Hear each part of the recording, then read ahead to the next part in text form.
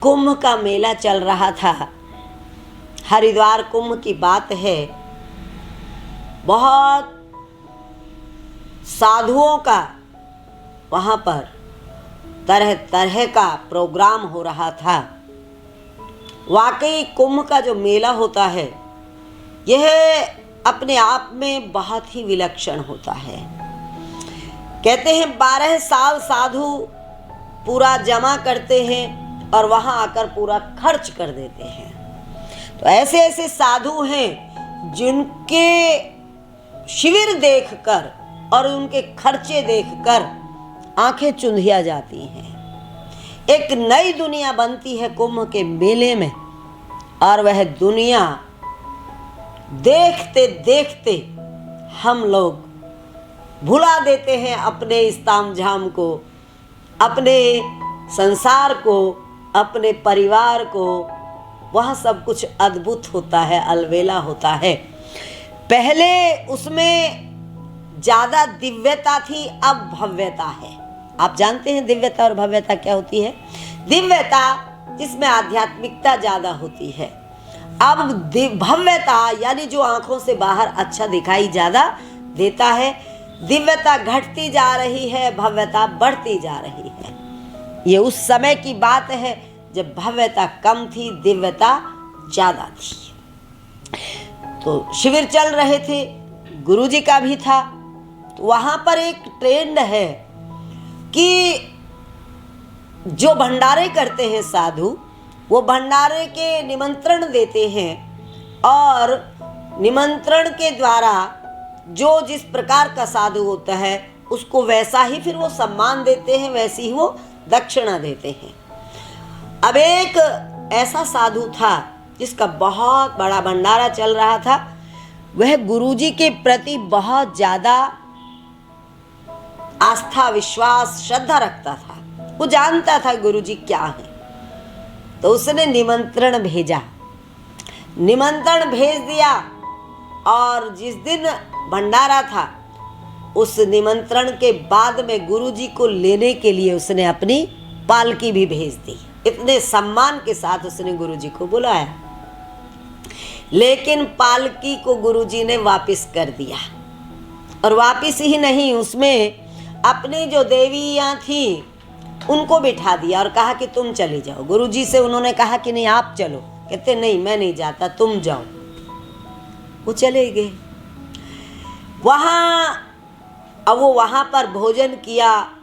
भंडारा बहुत बड़ा था, कितने प्रकार की मिठाइयाँ थी, कितने प्रकार के व्यंजन थे। ऐसा ही होता है, होता शुद्ध है सभी, लेकिन होता है बहुत वैरायटी होती है उसमें। तो साधुओं का वो भोज चल रहा था।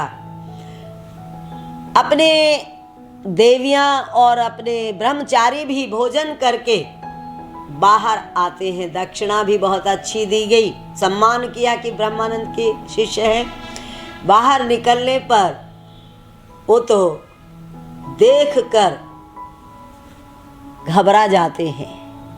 वहाँ का दृश्य ही ऐसा था, घबराने जैसा था।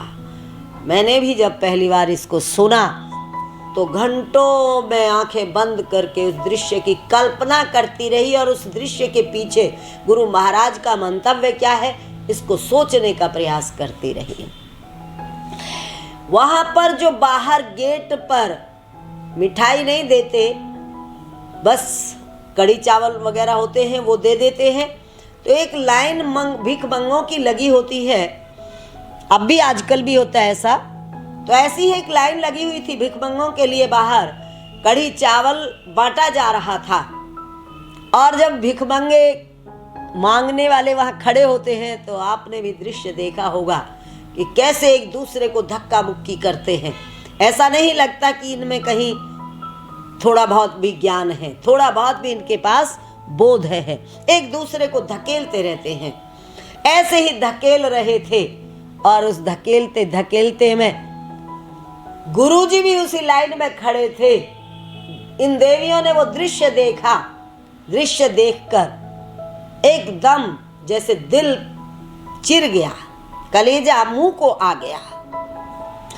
वहां गुरुजी उनकी लाइन में खड़े हैं, पालकी में नहीं आए, वहां आ गए, उनकी लाइन में खड़े हैं और उस धक्का मुक्की में ऐसे जैसे इनको बहुत भूख लगी हो, उस धक्का मुक्की का जैसे वो आनंद ले रहे थे, और उस धक्का मुक्की में उनके ऊपर कढ़ी गिर जाती है और वो बड़े शांत भाव से जैसे उस लाइन में यूं की यूं खड़े रहते हैं। एकदम इन्होंने, देवियों ने देखा और जाकर गुरुजी के पैर पकड़े और गुरुजी को कहा कि ये क्या गुरुजी। अब गुरुजी अपने जब शिविर में आते हैं तब आकर सबको इस बात का रहस्य बताते हैं। वो कहते हैं कि मैं देखना चाहता हूँ कि जो ये भिखमंगे लोग होते हैं इनके बीच में खड़ा होके कैसा लगता है, इनको जो ये भोजन दिया जाता है, इस भोजन देने वाले इनके साथ कैसा व्यवहार करते हैं, ये खुद भी कैसा व्यवहार करते हैं। मैं इस फीलिंग में जाना चाहता था, मैं इस अनुभव को लेना चाहता था, इसलिए मैं वहां गया था।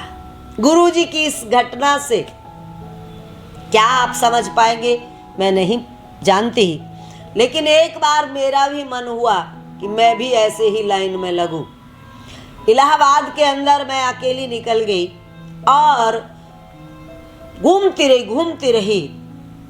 एक जगह भंडारा चल रहा था, मैंने भी प्रयास किया उस भीड़ में इसी तरह धक्के खाए, धक्का मुक्की में उस चीज को, गुरुजी की इस घटना को दिल में बसाई, उस धक्के को के बीच में से निकलती हुई थाली उठाई, फिर थाली में ऐसे ही खड़े होके भोजन मांगा। सब भोजन ले रहे थे जैसे अपना अपना, वह भिखारी तो नहीं थे, लेकिन ये जो पब्लिक होती है, मैंने उस पब्लिक की फीलिंग को लिया कि पब्लिक किस प्रकार से भीड़ भड़क्के में एक दूसरे को धकेलती हुई वो भी सेम ही कर रही थी, और किस तरह से कोई दूसरे की चिंता नहीं कर रहा था, सिर्फ अपनी अपनी थालियां चाहिए थी, अपनी अपनी।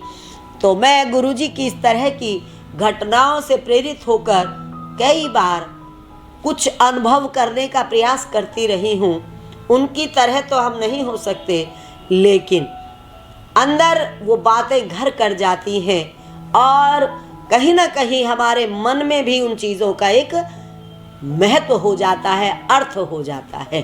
ओम तत्सत।